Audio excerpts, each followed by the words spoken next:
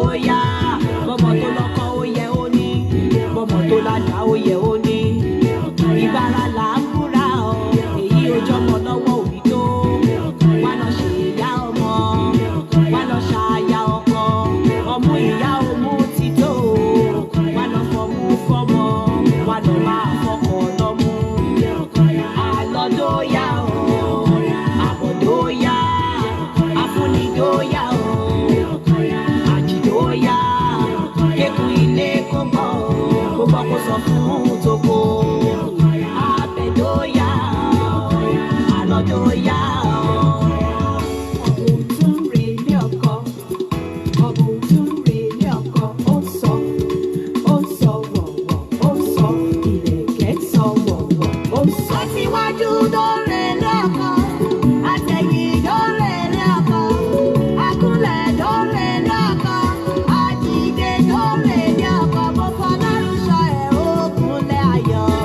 Alága dóore lọ́kọ mo fọlọ́run sọ ẹ̀ ó kúnlẹ̀ ayọ̀. Alága dóore lọ́kọ ó bá kọ àbíró bá bo àbíyé. Alága dóore lọ́kọ ó bí sùn ó bí wàlẹ̀ ọ́. Alága dóore lọ́kọ òbòrè ayọ́nu sóko àgbàtọ̀ dúró wá fínú ṣòyẹ́ yìí rẹ̀ agbọ́mọpọ̀ òkọ̀ kò ní dorí kọ́ lẹ́nu òbò mọ́yàn lọ́gbọ́gbò lọ má gbàgbé ìwà májòkò rẹ̀ oṣù kódéré alẹ́ díẹ̀ ló jẹ́ inú oko dídó ṣe kókó òun ló mú ní rojú rè ọkọ alátẹ̀ lóore lọ́kọ àjídóore lọ́kọ àsùndóore lọ́kọ àdúró dóore lọ́kọ. ṣùgbọ́n mi kò lóní pẹ́pẹ́ yẹ̀ sọ ẹ́ Queen Ewa longest time. Sọ ẹ̀ ó kúnlẹ̀ ayọ̀. Alága dóore lọ́kọ. Mo fọlọ́run sọ ẹ̀ ó kúnlẹ̀ ayọ̀. ṣùgbọ́n mi kò lóní pẹ́pẹ́ yẹ̀ sọnù. Onírògùn eléyìí nílé ọkọ ṣàmì àdúrà. Alága dóore lọ́kọ. Ó bí ọba ó tún bí àfọ̀bàjẹ́. Aláfẹ́ dóore lọ́kọ. Ẹ̀yìn rẹ̀ ò ní mẹ́ni, onígbàdá kò ní ilé ọkọ, òní nìkan gbénú lé bí ẹran. Queen Ewa. Ọmọ ìwọ nílé aládìwárí pè rán níṣẹ́, ọ̀gẹ̀dẹ̀ kì í gbénú odò, kì í gbénú odò. ṣùgbọ́n mi kò ó ní pẹ́pẹ́ yẹ̀ sọnù ó tún ti rẹ́rìn èmèrè burúkú. Aládóore lọ́kọ. ṣùgbọ́n mi kò dé mèrè. Àmúdóore lọ́kọ. Àjẹdóore lọ́kọ. Mo fọlọ́run sọ ẹ̀ ó kúnlẹ̀ ayọ̀. Alága dóore lọ́kọ. Mo fọlọ́run sọ ẹ̀ ó kúnlẹ̀ ayọ̀. Alága dóore lọ́kọ. Orí rẹ̀ àpérè òwe Èdùmàrè kó máa sìn ọ́ re.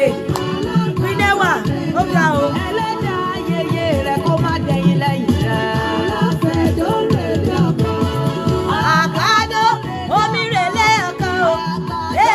ilé ọkọ ti yá. Aláfẹ́ dóore lọ́kọ. ó ti yá ó ti yá o ó ti yá. Sọ ẹ̀ ó ó kúnlẹ̀ kúnlẹ̀ ayọ̀. Alága dóore lọ́kọ. Mo fọlọ́run sọ ẹ̀ ó kúnlẹ̀ ògo. Alága dóore lọ́kọ. lọ́múlẹ̀ gbọ́bò la ó má gbàgbé wa. Alága dóore lọ́kọ. má má jókòó rẹ̀ oṣù bó bá délé alẹ́. Aláfẹ́ dóore lọ́kọ. lọ́múlẹ̀ gbọ́bò la ó má gbàgbé wa. Aláfẹ́ dóore lọ́kọ.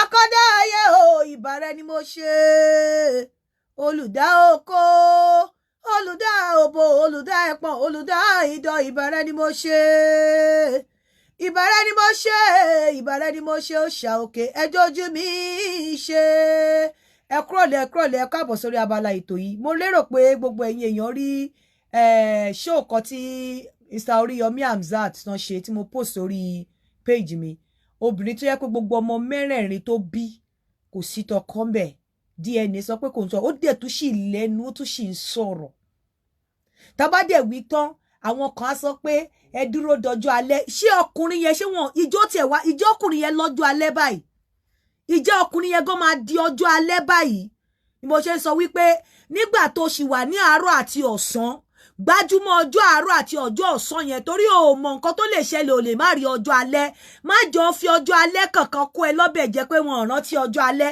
ṣé ọkùnrin yẹn ní ọjọ́ alẹ́ báyìí láyé ẹ̀ mọ́ ọmọ mẹ́rin ìkan 16 ìkan 15 ìkan 8 ìkan 5 àwọn ọmọ mẹ́rẹ̀ẹ̀rin kò sí tọkọ ńbẹ̀ ẹjọ́ ṣé ọkùnrin yẹn lọ́jọ́ alẹ́ ìjọ máa dọjọ́ alẹ́ ṣé kò ní kú sọ́nà bí èéfín níbo ló ti fẹ́ lọ bẹ̀rẹ̀ níbo ló ti fẹ́ bẹ̀rẹ̀ níbo ló ti fẹ́ bẹ̀rẹ̀ kó jẹ́ pé ó ti lọ fẹ́ nìkan tó ti lóyún fún ta ó lè jẹ́ èyí tó bá bímọ fún níta tó jálè gan ló máa jẹ́ ọmọ tiẹ̀ gangan ìyàwó tó gbọ́kànlé ọmọ mẹ́rẹ̀ẹ̀rin ò kí ń ṣe tiẹ̀ ẹjọ́ ṣọ́kùnrin yẹn lọ́jọ́ alẹ́ ọjọ́ ọ̀sán ẹ̀ gan ṣọ́ máa jẹ́ kó fẹ́ fọjọ́ ọ̀sán gan kó lo ọjọ́ ọ̀sán mo ní abánsọ̀rọ̀ ní mi ò support ọkùnrin àmọ́ nǹkan tẹ̀yìn obìnrin yìí náà ń ṣe tí ò bá ń ṣerú àwọn Oríyọmí Hamzat tó gbérù yẹn jáde àní gbọ́ wọ́n bá gbọ́ nínú fámìlì gan má jọ gbọ́ ni wọ́n máa bò mọ́lẹ̀ ni ṣùgbọ́n tó bá jẹ́ ọkùnrin kan ló tasẹ̀ gẹ̀rẹ̀ tó lọ fúnyàn kan lóyún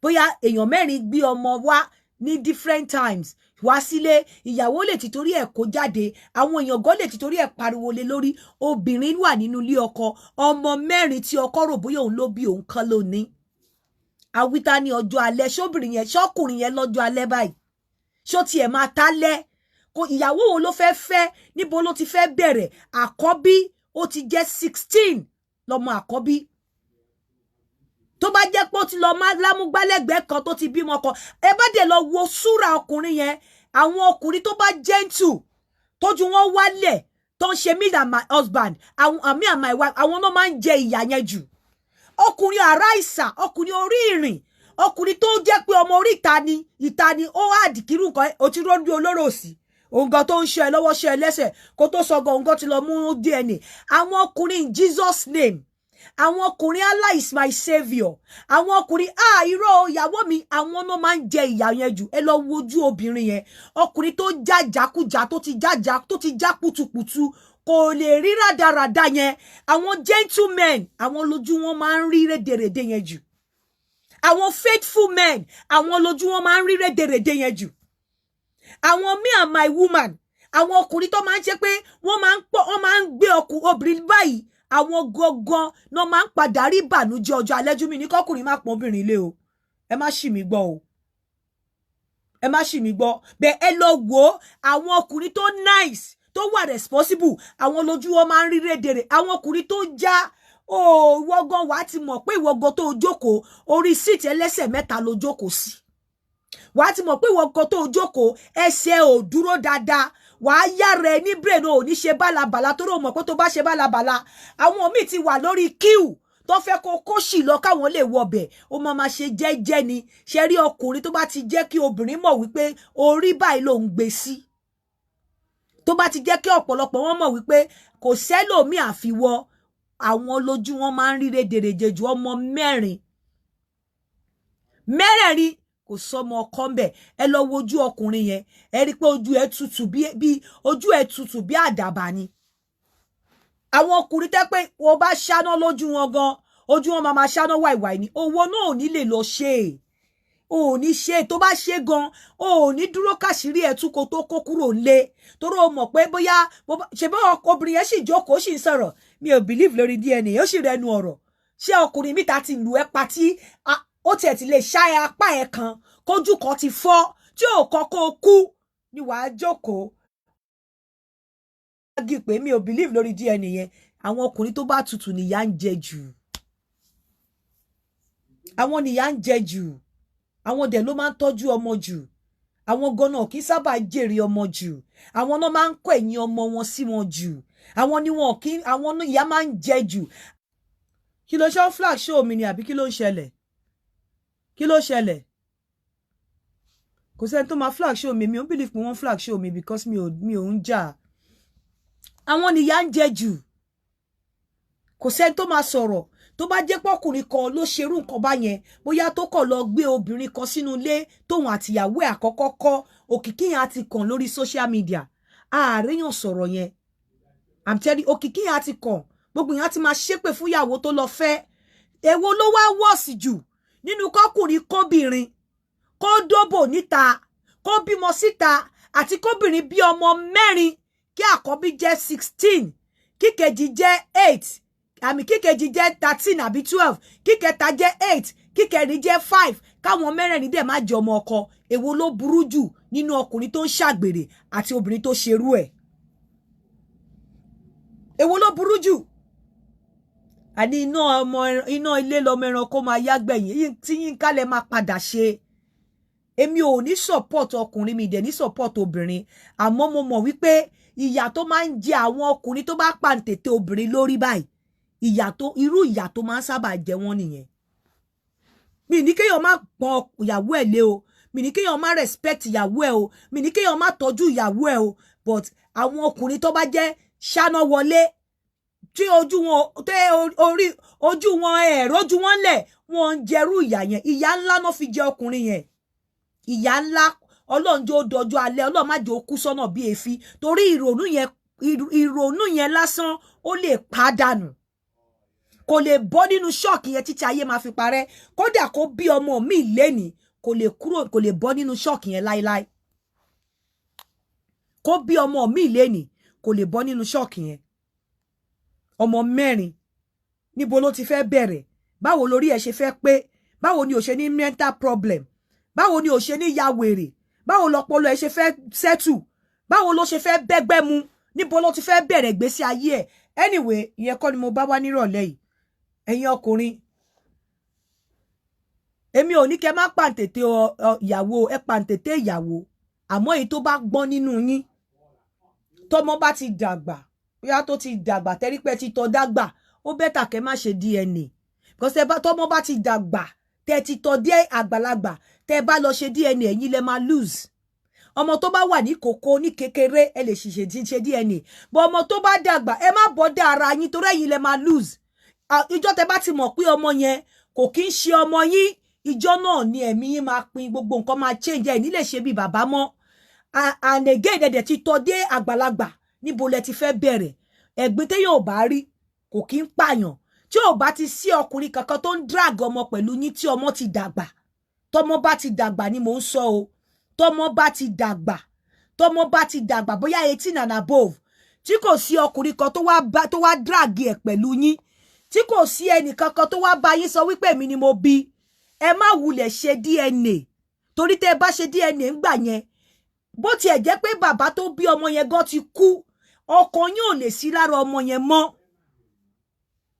ọkàn yín ò lè sí lára ọmọ yẹn mọ́ ọkàn yín máa fi ọmọ yẹn lẹ̀ ẹ ní lè ṣeṣe bàbá fọmọ yẹn mọ́ torí pé ti màṣírí ẹ̀ so ó bẹ́tà tí ọmọ bá ti dàgbà tó ti dàgbà débì kan ẹ má wulẹ̀ ṣe tó ti dàgbà dé ọmọ 16 years yẹn tí kò dẹ̀ sí ẹni tó wá bí yín tí ò sẹ́ni tẹ́ rí pé kò sẹ́ni tó wá bá yín jà torí bàbá ẹ lè ti kú tí bàbá ẹ bá ti kú tẹ́ lọ ṣe DNA mo fẹ́ sọ fún yín ta ló máa jẹ̀bi ẹ̀yin lẹ máa lose torí gbogbo owó tẹ́ ti ná ọkàn yín ò dẹ̀ ní ṣe fi sọ́kàn ọkàn yín ò ní kúrò ń bẹ̀ so ó bẹ́tà tọmọ bá ti dàgbà tẹ stage kan ẹ má dábàá DNA nígbà tọmọ sì wà ní kékeré àbí nígbà tí ọmọ tẹ fẹ́ bí ọmọ tẹ ṣẹ̀ṣẹ̀ bímọ tọmọ sì wà ní below 10 ẹ lọ ṣe DNA but tọmọ bá ti wà ní 18 16 ẹ má tí ò dẹ̀ sẹ́ni tó ń dù pẹ̀lú yín téèyàn kọ́kọ́ ò dù pẹ̀lú yín téèyàn kọ́kọ́ ò sọ pé òun lòun bí téèyàn kọ́kọ́ ò wá bá yín tí ò wá accuse yín tí ò challenge yín ẹ bá lọ ṣe DNA ẹ̀yin lẹ máa lose torí number 1 kó má tiẹ̀ sí bàbá kankan tó ń béèrè ọmọ yẹn ọkàn yín ò ní kúrò ń bẹ́ẹ̀ ọkàn yín ò ní kúrò ń bẹ́ẹ̀ kó má sẹ́ni kankan tó ń béèrè ọmọ yẹn at that age ọkàn yín ò ní kúrò ń bẹ́ẹ̀ pé ọmọ àlè lẹ́ ń tọ́ so nítorí pé kẹ má ba lè lọ lose lọ́nà méjì kẹ́mi yín ba lè gùn tọmọ bá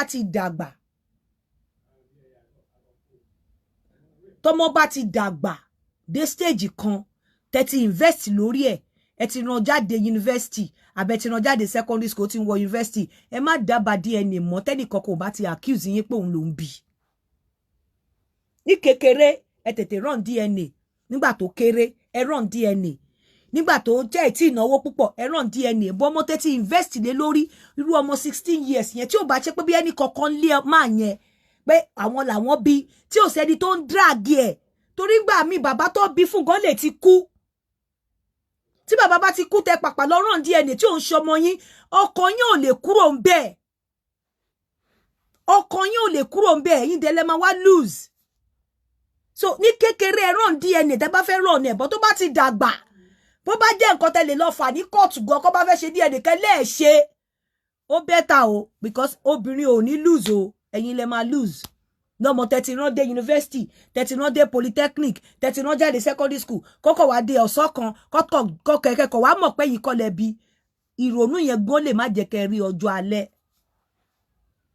Bọ̀ ní kékeré mo fọwọ́ sí mo fẹsẹ̀ sí ọba tí ń gbọ́mọ jáde inú ẹ̀jẹ̀ báyìí lọ run DNA tó bá ti ṣe ń gbà yẹn tó ti ṣe kó tó kọ́mọ yẹn tó pé 10 sákàtà ẹ̀ tọmọ tí ń wọ secondary school wọ university má wulẹ̀ dààmú ara ẹ̀ mọ́ torí tó bá mọ̀ ìgbẹ́ pínísílé tí a bọ́ ni bí ojú bá kúrò ńbẹ̀ ọkàn ẹ̀ ò lè kúrò ńbẹ̀ láíláí.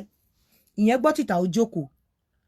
Ọ̀rọ̀ tá a sọ lánàá ọ̀rọ̀ bàbá Shikemi àti màmá Shikemi mo fẹ́ pé Seyi wọlé lánàá ẹ rántí tí grandma ń para fún mi tó ń para fún mi gan ẹ jẹ́ kí wá pé Seyi wọlé kó bá gbogbo èèyàn sọ̀rọ̀ torí etí tó bá gbọ́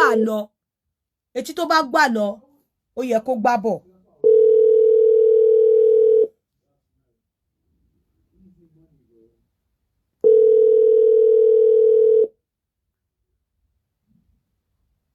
Hello. Hello, ẹ̀kọ́ Yeah, mi ò tí break news yẹn mo fẹ́ kó fúnra rẹ̀ fi ẹnu ara ẹ̀ break ẹ̀ fúnra ẹ̀. All right. Kó dúpẹ́ kọ́kọ́ dúpẹ́ lọ́wọ́ grandma. Yeah, mo fẹ́ kí everyone pé ẹ ṣé gan mo dúpẹ́ ọ̀rọ̀ yẹn ti yanjú ní àná nígbà tí grandma wá sórí ètò láti sọ̀rọ̀ wọ́n pè mí later kò pẹ́ náà tí wọ́n pè mí wọ́n dẹ̀ bá mi sọ̀rọ̀ wọ́n ní kí ni mo fẹ́ lè sọ fún wọn pé mo fẹ́ kí Shikemi wá síbi pé ṣùgbọ́n mo fẹ́ kí ìyá ẹ̀ sign so kò pẹ́ náà lẹ́yìn ìgbà náà máa pè mí padà wọ́n pè mí padà wọ́n dẹ̀ fi àwa mẹ́ta sí 3-way calls. Ìwọ àti Shikemi ìwọ àti màmá Shikemi àti grandma. Yeah. Yes, of course. So wọ́n dẹ̀ fi wá sí calls. Mo fẹ́ appreciate wọn because màmá tó dá ni wọ́n gbọ́rọ̀ mi. Thank you, Princess Ade. Make sure. Kí ẹ sọ ma? Mo ń gbọ́. So mo fẹ́ appreciate wọn gan nítorí wọ́n gbọ́rọ̀ mi. Wọ́n try láti resolve issue yẹn. Wọ́n ní ká má padà sẹ́yìn pé ká wá bí a ṣe máa move forward lórí ọ̀rọ̀ ọmọ yẹn láti wá sílùú yìí. So we both decided that Shikemi is going to come here, and she too, she had decided that she will fight for her in the US too. So multiple things, lano for a visa. Tosin ti agree láti sign. Then yeah. Before àná yẹn ìjọ orí Tosin bá sọ̀rọ̀ rárá. Well, as Rolano, Magala. No, and then before àná, how long ló ti ń try láti bá Tosin sọ̀rọ̀? Yeah, before àná, we've not been talking sincerely. Before àná, but ní last week, ó pè mo yẹ kó bá ọmọ sọ̀rọ̀. So ó bá ọmọ sọ̀rọ̀, ó ní gbogbo ní ẹ̀ ṣiṣẹ́lẹ̀. But before now, à ń sọ̀rọ̀ because we were not in good time. Though, nígbà tí mo ti bẹ̀rẹ̀ nígbà yẹn. Wípé ṣé máa sign tó sọ pé òun ò lè jẹ́ kó ọmọ wá síbí because òun lè máa rọ ọmọ yẹn mọ́. So a ti sọ̀rọ̀ ẹ lánàá onífẹ́ òun ni pé bóyá mo máa gba custody or something. Mo lè ní wọn ṣe bẹ́ẹ̀ lóyìnbó wọ́n ló lọ́mọ. Wá dúpẹ́ lọ́wọ́ grandma kó dẹ̀ dúpẹ́ lọ́wọ́ gbogbo àwọn tó wà lórí ètò yìí tí wọ́n bẹ̀ grandma. Then kó dẹ̀ tún wá ṣe ìlérí fún wa wípé ọmọ yìí o tí Tosin bá ti wá bẹ̀ pé ó máa jẹ́ kí Tosin ní access ọmọ ẹ̀ o. No, mi ò máa láti gbé fún gan. Mo ti sọ. Mo fẹ́ kó máa bọ́ ọmọ ẹ̀ sọ̀rọ̀ kó dẹ̀ wà pẹ̀lú ẹ̀. Kí mi náà ní access sí. That's what I want. Okay, so dúpẹ́ lọ́wọ́ gbogbo àwọn tó wà lórí ètò. Kí lẹ sọ ma? Dúpẹ́ lọ́wọ́ gbogbo àwọn tó wà lórí ètò. All right, ẹ ṣé o everyone. Mo dúpẹ́ o. I most especially Sister Inka, God bless you, and our fans wọn. And of course, if I ever mi dúpẹ́ lọ́wọ́ grandma pé wọ́n ṣe o. Àgbẹ̀ wọn á kalẹ̀ o. Then Ọlọ́run wà pẹ̀lú wọn Ọlọ́run fún lẹ́mìí gan àtàlàfíà o láyọ̀ ló máa rí Shikemi náà wọ́n á jẹ wọn mọ pẹ́pẹ́pẹ́pẹ́ o so I'm very happy and kini yo ti kó lọ́kàn mi and mo lè sùn dáadáa lánàá. Inú mi dùn gan pé at least in my lifetime ọmọ ìyá lè wá sí Canada aṣoríire ìyẹ́ adé ló bá yẹ náà ẹ ṣé gan mo dúpẹ́ o thank you ma. Anyway fún ẹ̀yin tẹ́ ẹ mọ nǹkan tó ṣẹlẹ̀ ọ̀rọ̀ bàbá Shikemi àti ìyá Shikemi ó ti yanjú lánàá grandma ńgbà tá ṣe ètò tán grandma wọ́n pe àwọn méjèèjì wọ́n wà able láti pe àwọn méjèèjì sí orí phone so àwọn mẹ́tẹ̀ẹ̀ta jọ sọ̀rọ̀ wọ́n dẹ̀ ti agree ìyá Shikemi ti agree láti sign ìwé fún Shikemi pé Shikemi máa wá ẹsẹ̀kẹsẹ̀ náà ni bàbá Shikemi tó ló ti ṣèwé yẹn sílẹ̀ ẹsẹ̀kẹsẹ̀ ló ti ní kí wọ́n gbé wọlé so ẹ bá wa dúpẹ́ lọ́wọ́ grandma o àti ráwọn èèyàn tá mú wá sórí ètò yìí tí a bẹ̀bẹ̀bẹ̀ tí wọ́n padà lọ ṣe tinú wọn tó ba nǹkan jẹ́ Ọlọ́run ò ṣe ti grandma bẹ́ẹ̀ ẹ bá wa dúpẹ́ lọ́wọ́ grandma pé grandma ṣe o a dúpẹ́ lọ́wọ́ grandma o then kí grandma ọ̀rọ̀ bàbá Shikemi àti ìyá Shikemi àti Shikemi ó dọwọ́ yín Ọlọ́run tó ti jẹ́ kẹ́ bẹ̀rẹ̀ láti yanjú ẹ̀ á jẹ́ kẹ́ parí ẹ̀ láyé àti àlàáfíà àmọ́ ẹ̀kọ́ kan ni mo fẹ́ kẹ́ kọ́ nínú nǹkan tó ṣẹlẹ̀ lánàá bí mo ṣe gbóná tó mo fẹ́ kẹ́ ẹ̀kọ́ kan tí mo fẹ́ kẹ́yìn èèyàn kọ́ ni wípé tí èèyàn méjì bá ń bínú tá a bá ṣọ́ra a máa ba nǹkan jẹ́ tẹ́ bá rí bí grandma yẹn ṣe gbé gbóná fún mi lánàá bó ṣe ń bá mi sọ̀rọ̀ lánàá ẹ rí pé mi ò rọ̀ débẹ̀ mi ò kí ń bú àgbàlagbà o mi ò ń yájú sí àgbàlagbà àmọ́ mo lè pa fóònù kí n má sọ̀rọ̀ àmọ́ tí bá ṣe bẹ́ẹ̀ nǹkan tó yanjú lénìí a lè má rí yanjú in tó yanjú lénìí bí grandma yẹn ṣe padà bó ṣe lọ pe àwọn ọmọ yẹn tó gbé wọn pọ̀ ó lè má ṣe bẹ́ẹ̀ mọ́ hello mo máa block ẹ straight off ọpẹ́ o bí grandma ṣe pè wọ́n tó ṣe yanjú ọ̀rọ̀ ó tó bá yẹ pé bá grandma ṣe ń bínú lánàá lèmi náà ṣe bínú ọ̀rọ̀ yẹn ò ní yanjú grandma ò ní padà lọ pè wọ́n grandma ló padà pè wọ́n pọ̀ ní nǹkan tí bọ̀bọ́ ti ń wá láti ṣe for a long time tí ò rí ṣe but tó bá yẹ pé bí grandma ṣe sọ̀rọ̀ lánàá tó máa já fóònù ẹlẹ́tí o tèmi náà ní kíni ẹ wo grandma ó dàbọ̀ kí n dẹ̀ pa fóònù kò ní yanjú so nígbà míì tí èèyàn méjì ò kí ń bínú pọ̀ pàápàá ẹni tó bá fẹ́ ṣe àtúnṣe nǹkan ẹni tó bá fẹ́ jẹ́ kí nǹkan kó ṣe àtúnṣe ó máa ṣe àgbà á ṣe àtàn á jẹ́ kí wọ́n dàtọ̀ sí lára torí tó bá ṣàgbà tó bá fi bí wọ́n ṣe ń ṣe bí kíní ẹ̀ ṣe ń ṣe tó ṣe ń kọ́ ẹ lára ṣe nǹkan máa bàjẹ́ kò ní tútò ẹ̀kọ́ tí mo fẹ́ kí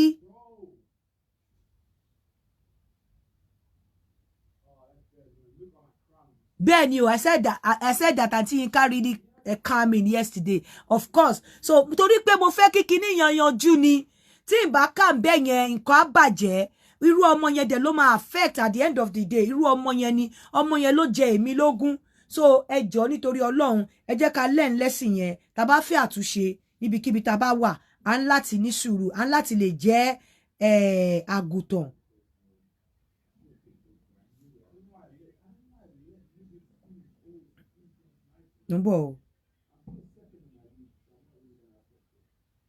Mo sọ̀rọ̀ nípa olórí kan fún yín lánàá mo fẹ́ play nǹkan tí olórí yẹn ṣe mo ní olórí ọba kò ń ṣe àwọn first class ọba o àwọn olórí ọba tó gbowó lọ́wọ́ èèyàn l'Amẹ́ríkà tí ò dẹ̀ God bless you tí Ọmọbọ́láńlé tí ò dẹ̀ ṣe nǹkan tó yẹ kó ṣe èmi máa gbé picture wọn síta o bóyá tó bá gbọ́ story yìí bóyá ara wọn á wálẹ̀ ẹ jẹ́ n play nǹkan tó ń ṣe. ẹ jọ̀ọ́ má ẹ má bínú mà pé mi ti send the voice message yẹn torí pé mo wà níbi iṣẹ́ ni mo ṣe fẹ́ délé nsìn pé hello ma ẹ káàsán so nǹkan tí mo fẹ́ discuss lórí ẹ̀ gangan ni ọ̀rọ̀ ìwé ìgbélú ẹgbọ́n nǹkan tó lórí yẹn ṣe o tó ṣẹlẹ̀ láàrin mi àti woman tí mo pè ní olórí ọba kan ní Nàìjíríà. Now, before I even start, I want to thank you for this opportunity. I thank you for giving me a call this morning. Then mo tún dúpẹ́ lọ́wọ́ Mr. Yomi náà. Because mi mọ̀ pé ó máa yá báyìí. Ẹ mọ̀, because I understand you're very busy. So, ẹ ṣé gan, God bless you. Now, ọ̀rọ̀ ń ṣẹlẹ̀ ní 2020 ní year 2020 just January 2020 just a month before COVID started. So only one Mr. Tope to introduce a woman yẹn sí mi. Wọ́n dẹ̀ sọ pé wọn ò gbé ní Indianapolis ìlú tèmi wà, pé wọ́n wà ní New York, pé wọ́n kàn wá sí Indianapolis àti wá kí brother-in-law wọn. So wọ́n pè mí lórí fóònù pé kí n máa bọ̀, pé nǹkan tí mo bá wọn sọ yẹn báwọn ti réyàn kan tó ready tó dẹ̀ jẹ́ Yorùbá, tó dẹ̀ jẹ́ ọmọ Nàìjíríà tó jẹ́ Yorùbá, because specification tí mo fún wọn nìyẹn. Now mo meet woman yẹn, ẹ̀gbọ́n yẹn náà wà ń bẹ̀, ẹ̀gbọ́n tó introduce mi yẹn. I meet woman yẹn nílé brother-in-law yẹn, because ilé brother-in-law wọn yẹn náà dé sí ngbà yẹn. Ẹ bá wa tá gbogbo àwọn olórí Yorùbá So mo wá èyí tẹ́ bá mọ̀ tó bá ní brother-in-law ní New York. Báwo ni tibí, báwo ni tọ̀hún? Torí èmi máa gbé picture síta àti picture àtòun àti ọba yẹn. Wọ́n ló wà wẹ̀. Okay, báwo lèmi ṣe máa mọ̀ pé wọ́n wà wẹ̀? Ṣé mo lè bá wọn sọ̀rọ̀? Wọ́n ní kò need. Ìgbà wo? Fine. Èèyàn tó introduce mi yẹn gba pálí wọn. Wọ́n wo àwọn kọ̀ọ̀kan bẹ̀. Wọ́n fi hàn mi. Mo ní that's fine. So a ṣáà ṣe gbogbo check tá a fẹ́ Queen Lizzy Empires, where have you been? A dẹ̀ mú date pé ká lọ ṣe level yẹn, ká lọ gbé ìgbésẹ̀ àkọ́kọ́ lórí level yẹn. A lọ ṣe bá ṣe sọ̀rọ̀, ibi tá sọ̀rọ̀ sí woman ló máa gba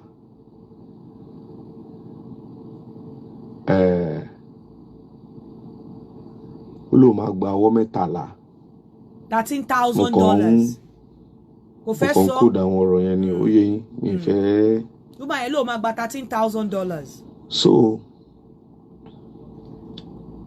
pé kóun tó bẹ̀rẹ̀ anything kó máa gbọ́ méje. Ó máa gba $7,000 kóun tó bẹ̀rẹ̀ anything. First stage yẹn tán ó máa gbọ́ méje. Mo lókè, kò sí wàhálà. Mo sọ nǹkan tójú mi ti rí fún woman yẹn o, kó má rò pé ó máa pa owó yẹn. Èmi tí mò ń kówó lẹ̀ pé mi mọ nǹkan tí mò ń ṣe. Mo sọ nǹkan tójú mi rí lọ́wọ́ akátá tí mo kọ́kọ́ lò lórí ọ̀rọ̀ yẹn náà. Mo ṣàlàyé fún wọn, ṣe gbogbo ẹ̀. Wọ́n ti ń sọ̀rọ̀ tó dá lẹ́nu, ìgbà wo kí n má worry, lágbára Ọlọ́run eléyìí máa àṣemọ́lé léyìí. Wọ́n dẹ̀ máa make sure pé òun dúró tì mí. Fine. Kí n má fọ̀rọ̀ ogun. Bá ṣe dé láti ibi tá a ti lọ ṣe first stage yẹn, nǹkan tó yẹ ká ṣe. La délé brother-in-law yẹn padà. Ó dẹ̀ bọ̀bọ̀ yẹn dẹ̀, mo fún woman yẹn lówó yẹn, mo fún bọ̀bọ̀ yẹn kó confirm ẹ̀. So woman wá sọ pé $7,000. Pé òun máa travel lọ sílé, pé òun máa dé ní September lọ́dún yẹn náà lọ́hùn. Ṣé mọ̀ pé láti ìgbà yẹn tí woman yẹn ti lọ títí di bá ṣe ń sọ̀rọ̀ mi tí ìfojú rí. Now nígbà tó ń lọ tán yẹn, tó ń kúrò níbi tó ń lọ sí Nàìjíríà, wọ́n náà fẹ́ lọ sí Dubai, wọ́n ní ìnáwó ní Dubai, then from Dubai to Nigeria. Wọ́n á lókè pé a máa sọ̀rọ̀ lórí fóònù. Immediately tí woman yẹn kúrò níbi tó ń dé Dubai, náà sọ pé náà rán àbúrò ọkọ yẹn sí mi pé kó jọ kó wá bá èmi. Olórí ọba tí àbúrò ẹ ọkọ ẹ jẹ́ Tọ́pẹ́, ẹ má jẹ́ gbé picture yín síta ẹ lọ sanwó olówó. I don't have. Mo ṣáà ṣàlàyé fún bọ̀bọ̀ yẹn. The guy insisted. He was on my neck. He was calling me back to back. Mo wá sọ fún pé okay. Èló ló lọ nídìí fún ìgbà tó dárúkọ owó yẹn mo ní forget about it, me gba $100. So mo ṣáà fún ní $100 ẹ ó lọ.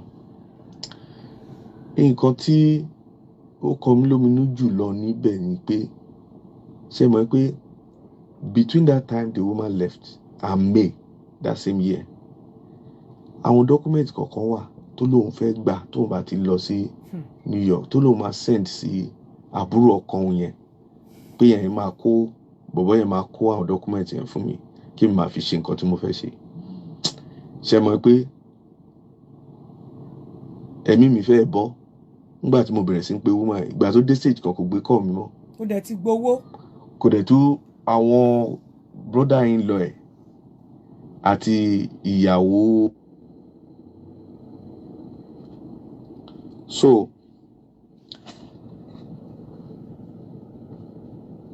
brother in law yẹn náà a máa sọ pé kò pé wọn kò gbé call wọn, àwọn pè kò gbé call, àwọn pè woman yẹn kò gbé call. The same thing ìyàwó brother in law yẹn òun náà tún jẹ́yàn tó tún ṣàkitiyan ó try. So mo lè sọ pé mo ní document báyìí it may take 3 weeks. Ìgbà míì mi tẹ̀ ní kò tẹ̀ ní dáhùn. Ó láwọn kọ̀ọ̀kan tó yẹ pé document tó yẹ káwọn fúnra wọn gbà fún mi, èmi mo pe county house ní Texas, somewhere in Texas, tí mo sanwó. I think I paid about $150 tí mo fi gba copy dissolution of marriage táwọn ṣe tẹ́lẹ̀ tí mo fi gbà, and so many other things like that. It was so difficult. Now eventually mo submit gbogbo àwọn documents yẹn síbi tó yẹ kí n submit ẹ̀ sí. So now ibẹ̀ yẹn mo ti wá agitate pé ṣé kìí ṣe pé mo ti tún kó sọ́wọ́ báyìí, ni mo wá bẹ̀rẹ̀ sí ń pe woman yẹn, mo wá bẹ̀rẹ̀ sí ń rán àwọn èèyàn sí kí ló ṣẹlẹ̀. Mo béèrè questions. Ṣé mo offend yín ni? Kí n ṣe nǹkan tá a sọ nìyí. Now ìgbà tó dé stage yẹn mo involve èèyàn tó fi mí mọ̀ wọn, tó introduce mi sí wọn. Àwọn sọ pé kò lè ṣẹlẹ̀ ìgbà wo. When it got to a stage wọ́n back out. Mi rí wọn bá sọ̀rọ̀ mọ́, tí n bá pè wọ́n ní gbé call. The other guy too, the same thing. Toro tún ní bọ̀bọ̀ kan apart from her brother-in-law, ó tún ní bọ̀bọ̀ kan tó wà involved. Ìyẹn ò tiẹ̀ ń gbé call mọ́. Okay. Now nígbà tó wá di January 2021, wọ́n send notice sí mi ní December pé kémi àti èèyàn tèmi àti ẹ fẹ́ra ká wá o fún ìfọ̀rọ̀wánilẹ́nuwò. Ó ní ká wá ní January 27th, 2021. Ìgbà pressure yẹn wá pọ̀ gan. Mo involve man kan bí apart from àwọn tó mọ̀ initially yẹn. So man yẹn try, ó bá mi pèèyàn nílé, bá mi pe bàbá àgbàlagbà kan tó máa ń wá síbí dáadáa, doctor ni wọ́n pe man yẹn. Mo rò pé man yẹn PhD holder ni. Wọ́n wá bẹ̀ man yẹn kàn jọ, wọ́n ṣàlàyé nǹkan tó ṣẹlẹ̀. Man yẹn dìde ó lọ sí palace wọn. Meanwhile mo ti rán àwọn kan lọ previously o, wọn ò gbà kan wọlé, wọn ò jẹ́ kán ní access sí. Èmi mọ ọba ìlú yẹn o, ẹ má jẹ́ ń gbé bọ́ta o, ẹ tẹra yín nú o. Tó pé èèyàn tí máa yẹn jẹ́, wọ́n rán máa yẹn lọ. Máa yẹn débẹ̀, ó meet woman yẹn on 2 different occasions. He met with this woman. He persuaded her. He begged her. After all, orí agreement lẹ wà now. Báwo lẹ ṣe máa ṣe nǹkan tẹ́ máa ṣe dé halfway? Tẹ́lẹ̀ máa kúrò lórí ẹ̀. Èèyàn yẹn ò rí yín pé. Ó tún ní bọ̀bọ̀ kan tí mo tún rán láti Ìbàdàn before that man went there. Ẹ jẹ́ ti gbowó. Bọ̀bọ̀ yẹn tiẹ̀ ti ní ká calculate láti gbà mo ní no. I don't want that for now. Let's be calm. That was what I told that guy. He was embittered and he was not feeling good with my suggestion. But money, go calm down. But boy, around our boys is Sunday go on. Pẹ̀lú ara àwọn media guys ni mo rán lọ bá woman bí ẹ̀mejì. Kí ni problem gangan? Ó tún ní woman kan tí mo involve. Woman ni deputy chairman Ikorodu local government. Ó ti ẹ̀ dá bó ṣe ń dárúkọ wọn yìí. Only chairperson, deputy chairperson Ikorodu local government. So mo get link woman. Ó béèrè lọ́wọ́ mi pé kí ló ṣẹlẹ̀. Wọ́n ti gbé ń bí náà rí. Citizen America náà ni wọ́n. Torí family wọn ṣe wà ń bí. Deputy chairman Ikorodu local government. Mo pé ọmọ obìnrin tó ń bá wí tó gbowó lọ́wọ́ wọn l'Amẹ́ríkà. Ẹ̀yin kọ́ lẹ gbà o, mo ẹmọ ẹni tó gbà á tó gbé picture ẹ̀ síta. Tó ṣẹlẹ̀ ni ẹ pé àwọn máa make inquiry wọn lókè mà. I was expecting to hear from her as soon as possible. Do you know I kept calling this woman, all to no avail. I could not get her attention anymore. I sent messages and that was the end. She did not pick my call again. Oh, that is about 7,000 plus. Wow, we buy. I want to be there. Nika was office wọn fún ìfọ̀rọ̀wánilẹ́nuwò. Kò sí èèyàn tí mi rán. Although bàbá doctor yẹn ni mo rántí tán lọ sọ́dọ̀ wọn last. Deputy chairman Ikorodu local government. Disappointed. Ẹ mọ obìnrin tó gbowó lọ́wọ́ wọn l'Amẹ́ríkà kò ṣe ẹ̀yin o. Ẹ̀yin kọ́ lẹ gbà o. But wọ́n ní ẹ ti bá wọn dá sí. Ẹ mọ̀ wọ́n ẹ sọ fún wọn pé kó dáwó olówó padà kí olórí yẹn dá owó olówó padà. Mo sọ débi pé tó bá jówó tíkẹ́ẹ̀tì wọn máa san. Kí olórí ọba yẹn dá owó olówó padà. Bọ́ mi ti ẹ̀ ní access sí ìwọ̀n láti jẹ́ owó l'Amẹ́ríkà tí ò bá ní ṣe mọ́ dá owó olówó padà. So mo fi ọ̀rọ̀ yẹn lọ àwọn àgbààgbà kan, wọ́n ní kí ní sùúrù, mo dẹ̀ ní sùúrù. Wọ́n ní ṣé mo ní nọ́mbà, mo ní nọ́mbà, wọ́n ní kí n máa pè é. Ìgbà yẹn fóònù yẹn tẹ̀ ṣe ń lọ, but it got to a stage fóònù yẹn ò lọ mọ́. Long sin. So now mo wá wò by January 2024 kó lọ́n ṣọ́ wa di jùgbà yẹn lọ. A pé ọdún mẹ́rin tí mo lè ti wà ní. Dá owó olówó padà náà. Irú olórí wo ni wọ́n? Ṣé olórí 419 yẹn ni? Mo lè ṣe ọdún mẹ́rin yẹn. Normally tí mo bá rí file tí mo gbéwèé yẹn wọlé, tí mo bá lè wá ṣe ìfọ̀rọ̀wánilẹ́nuwò tó bá pè wá sí, ọdún mẹ́wàá làwọn ará bíi máa fún mi mà. Ọdún mẹ́wàá ni màá gbà tó certain torí pé kéèsì yẹn ti kọjá ọdún méjì. Now woman mi rí pé mọ́ nọ́mbà ẹ̀ ọlọ́mọ. Àwọn èèyàn tí mo mọ̀ wọ́n tú ẹ̀ wọn ò gbé nọ́mbà, wọn ò gbé call mi mọ́. Ìkànnì máa flash picture ẹ̀ sí. Àwọn tí mo dẹ̀ tún fọ̀rọ̀ lọ tó jẹ́ àgbààgbà wọ́n ní kí n ní sùúrù kí n máa pe nọ́mbà yẹn kí n má escalate pé tí n bá escalate ẹ̀ kí ni mo fẹ́ gé níbẹ̀. ó máa gbowó ẹ̀ padà o ò ṣèwé mọ́ kó dáwó ẹ̀ padà fún ẹ. nǹkan tí mo fẹ́ gbà ń bí tí mò ń ṣe lọ ń bí ó lè lọ bàjẹ́. kò fẹ́ ìwé yẹn mọ́ kó dá owó ẹ̀ padà. Ìdí nìyí tí mo fi ní sùúrù. Was it last year? Yeah, I think it was last year. Lady tí mo ní ó jẹ́ ìyàwó sí brother-in-law olórí yẹn. Ó sọ pé lady yẹn sọ fún mi pé woman ẹ̀ máa wá sí, wọ́n máa wọ̀lú láti Naija.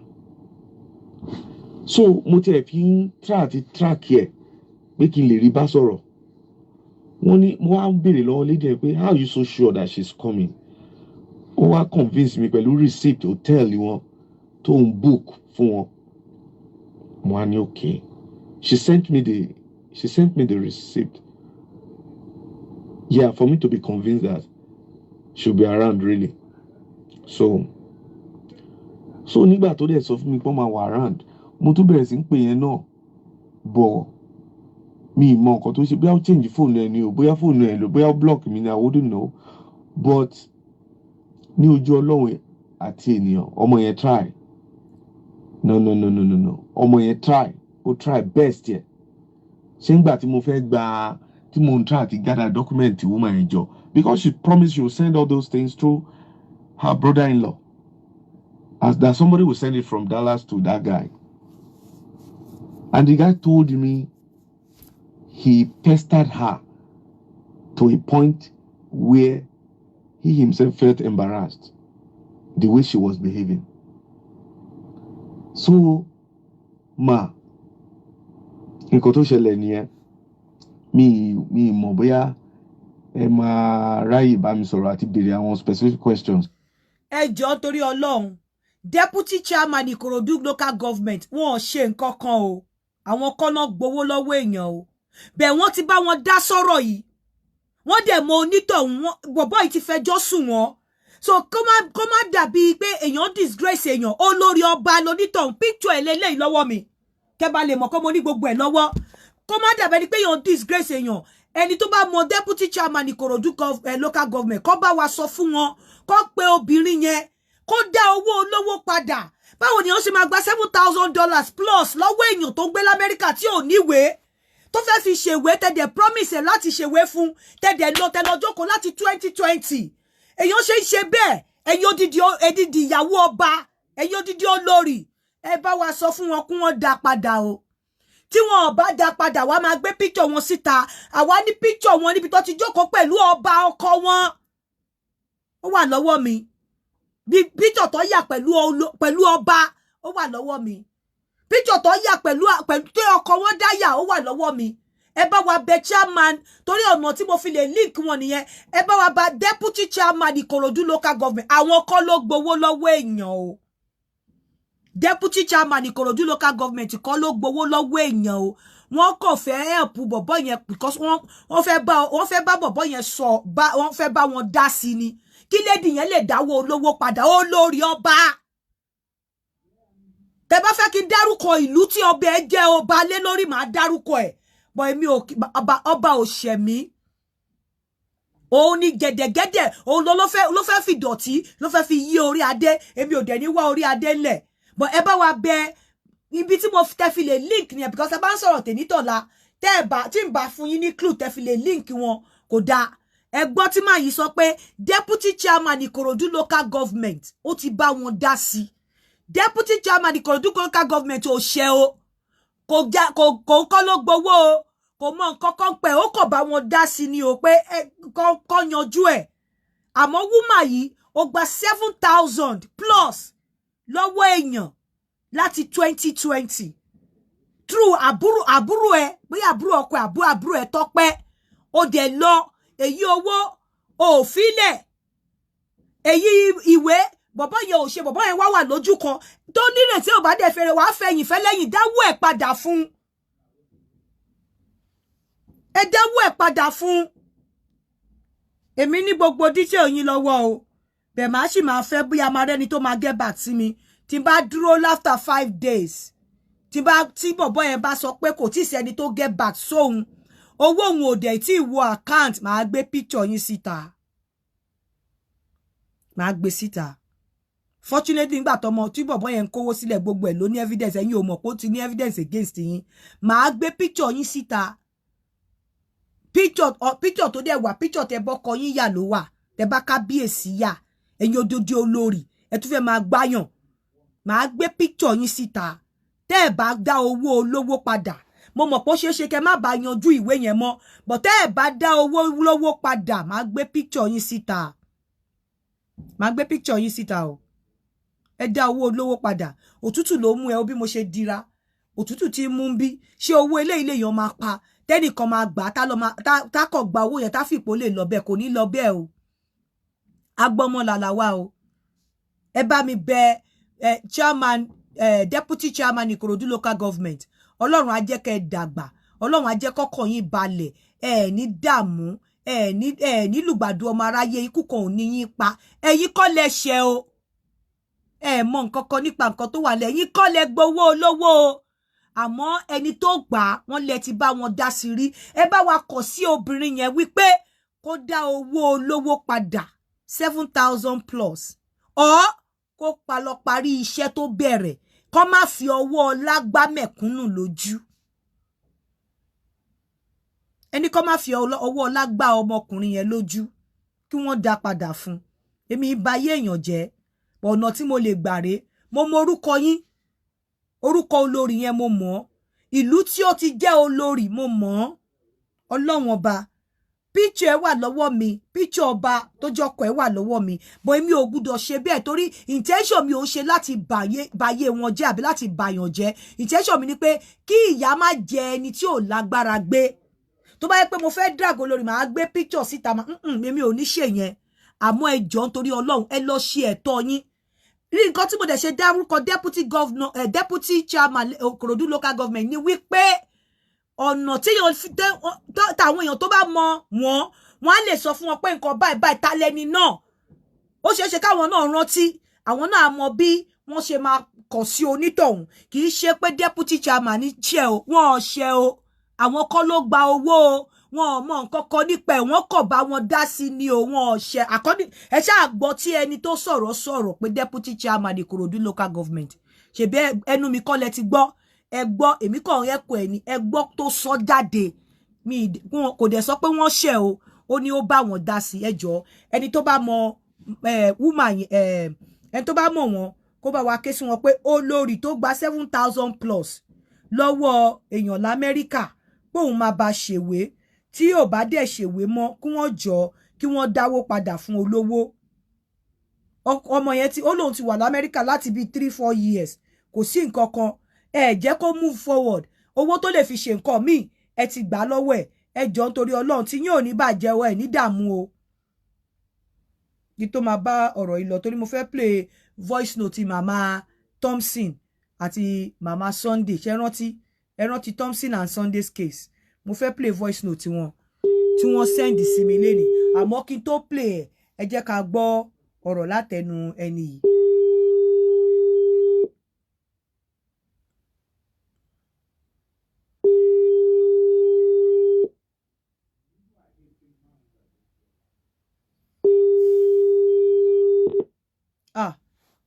Hello? Hello, ma. Báwo ni Ghana Big Homes and Properties? Ó yá ẹ gbóhùn sókè. Báwo lọ̀rọ̀ lẹ́yìn báwo ló ṣe ń lọ? Mo ní ká kọ́kọ́ kí gbogbo àwọn tí wọ́n ti bá wa rà. So ó ẹ sọ̀rọ̀ kan kó tó di pé kúrò Nàìjíríà a lè fi fún gbogbo èèyàn ní 2 weeks. But now Friday ó ní 2 weeks yẹn máa pé.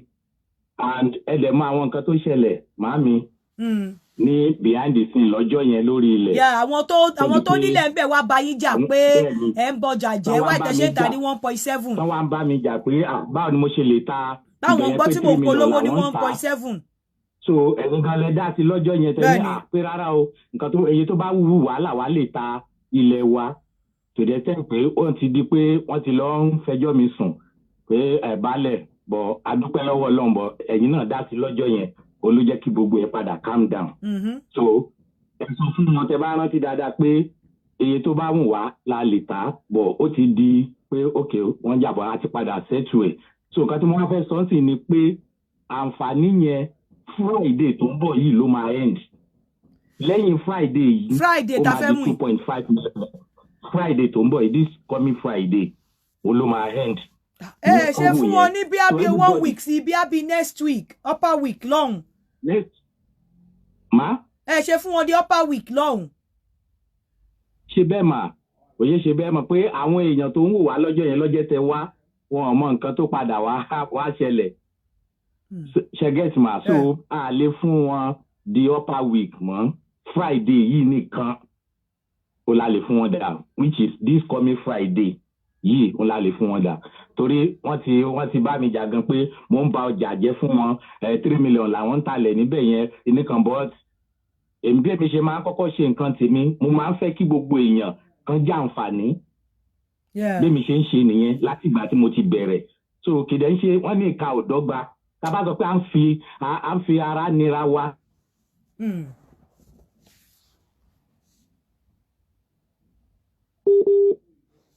Tẹ́bá ìjọ yẹn náà ló jẹ́ gbogbo ẹ̀ padà ṣẹ́tù so a lè ṣe ju pé this Friday lọ lẹ́yìn Friday yìí àtàlẹ̀ yẹn ní 1.7 mọ́.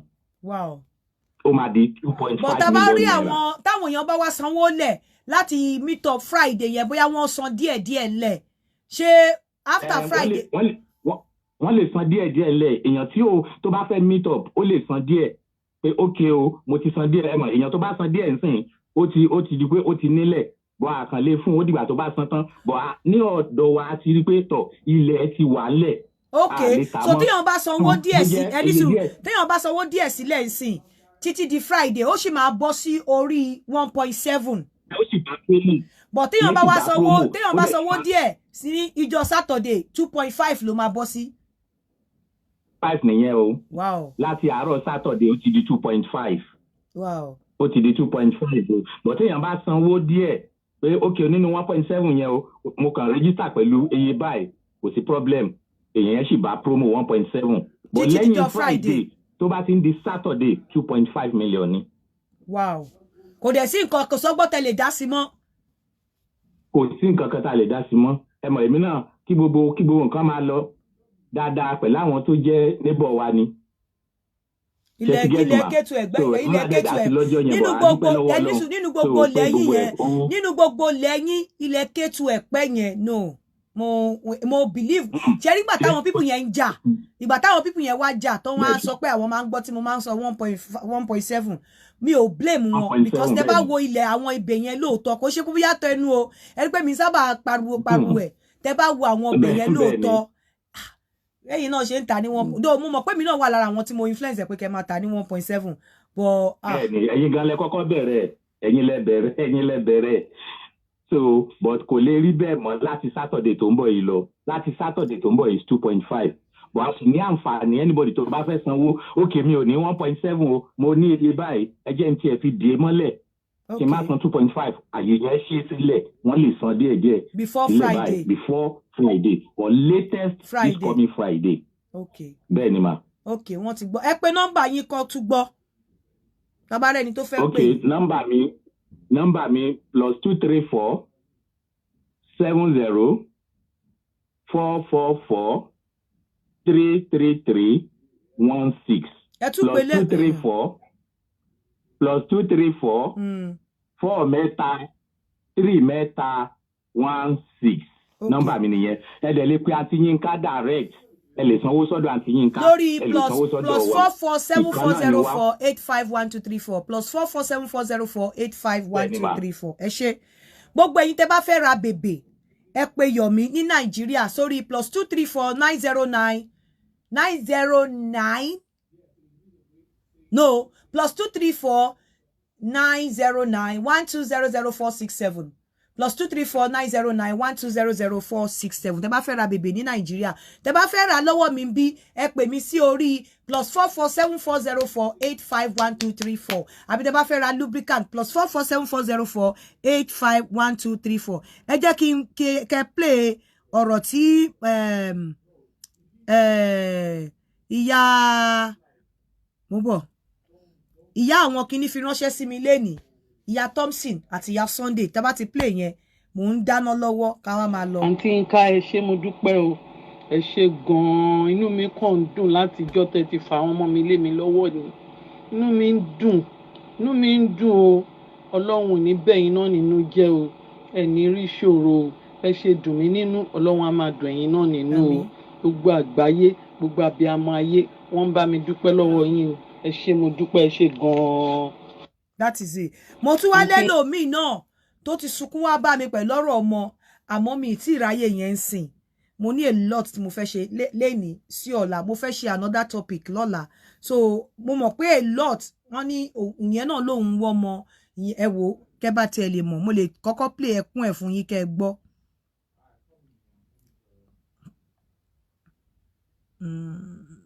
Ló ń bọ̀ o mi ìkọ̀ tí ẹ̀ tí ìráyè láti fún ní attention. Kíyàn bá ní bí yàn ṣe ń receive lèyàn ṣe máa fún yàn ní attention olúwa kọ̀ kú dànù ni. Hello ma tẹ bá rí mẹ́sẹ̀gì mi ṣe gbọ́. mo wo àwọn programs yìí lórí Facebook and one of your followers even go program àwọn Williams everything mo wo and tẹ bá lọ ka mẹ́sẹ̀gì ìjọ tí Williams ìjọ tí Kẹ́lẹ́wà imagine pé báwo ni mental state tèmi gan ṣe ń wà stable. When I listen to this kind of messages every day, báwo ló ṣe fẹ́ wà stable. For nísìn mo kàn ra pa message yẹn tí mi tí ráyè sí mi tí ráyè attend sí. Wọ́n pọ̀ bẹ́ẹ̀ yẹn o. Wọ́n pọ̀ bẹ́ẹ̀ yẹn o. Tó wà tó ṣì tó yẹ pé tẹ́ bá gbọ́ ẹ mama sunkún ni o, but mi tí ẹ fẹ́ gbọ́. Mi ìfẹ́ gbọ́ because ó affect me go mentally. I just want to relax my head. Tó bá dọ̀la màá ṣọ̀rọ̀ kó àtòbò mi later. But olórí deputy chairman Ikorodu local government Ọlọ́run á bá mi dá yín sí o. Ọkọ ọba àdàbà ò ní ṣá yín lẹ́sẹ̀ o.